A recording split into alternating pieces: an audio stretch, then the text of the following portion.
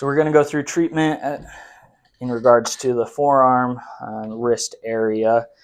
Anytime when we're dealing with this, a lot of times we'll find that tension through a lot of these muscles through the inside and outside of the elbow. So we do a lot of soft tissue work through here. So we can pin kind of those muscles down and go through a range of motion that stretches those muscles and at the same time tries to improve that movement. So there's the inside of our elbow, or the outside, and then for the inside, we're going to kind of do a similar movement. We typically would be looking a lot at the mid back and shoulder as well, doing treatment there. We'll just focus here at the elbow and wrist for now. We can do some adjustments through the elbow, try and improve movement there a little bit, especially if we have a hard time getting the elbow to completely straighten out. Same thing, rotation through here. This joint here at the top does a lot of rotation for us, so being able to work through movement there. Coming down into the wrist, same thing. We can do a little bit of some manipulation through these bones at the wrist. Anytime we find restrictions through those, or this kind of lower joint of the forearm.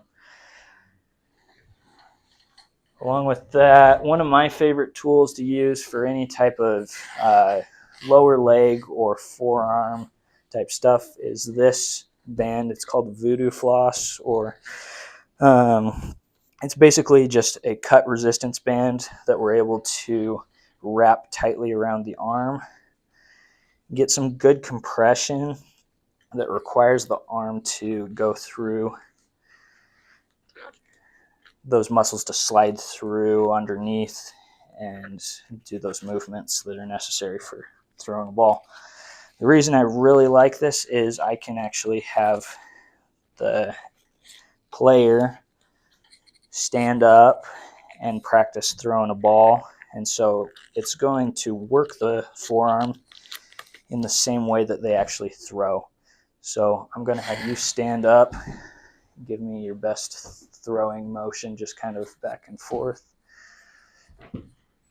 So this is going to work through the forearm, a little bit through the bicep, tricep area, and we can do this a couple rounds, have them do it actively, and then we can also do it passively. So I'll have you go ahead and lay back down for me.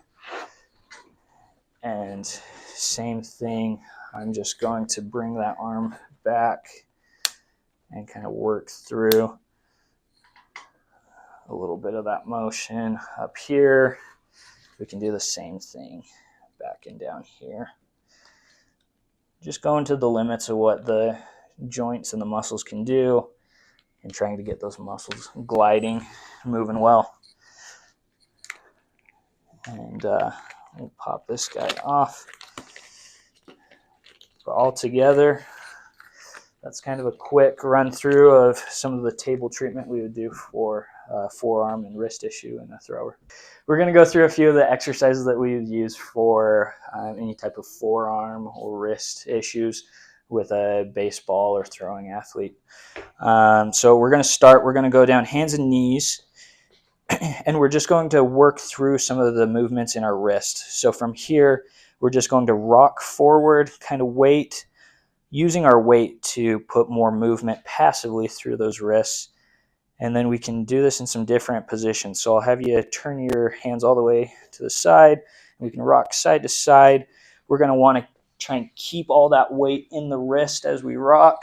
That'll put much better stretch through that. Then we can rotate inward, same thing, rocking side to side, and then we can face the hands backwards. And again, same thing.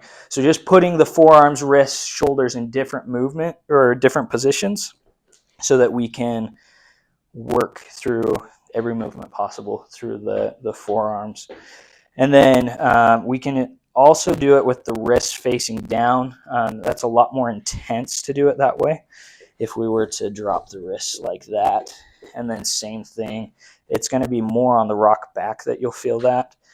And then we can change into same thing with hands going forward facing, side, each way. The other thing, just to start off, because a lot of those issues end up here at the elbow, some of it's muscle, sometimes it's more tendon. So one thing that tendons really like is isometric holds, or being able to hold one position for a long period of time. So we'll take a step on the band, we'll bring up into that kind of cocked back position with the wrist, and we'll just hold this, and we'll do this for 30 to 60 seconds. And we're going to get some nice contraction through that forearm. And isometrics are really good for relieving some of that pain too. Occasionally pain will increase, so for those cases we won't use this exercise, but the majority of people, this is really helpful. And then we'll flip the wrist around and kind of pull towards us. Same thing, so keep that at 90. Yep, great. And same thing here, we would just hold 30 to 60 seconds. We would try and do 2 or 3 sets of this. Same thing with the stuff on the floor. We would try and do 2 or 3 sets of that. And together, that's our forearm kind of start for exercises when you come into the office.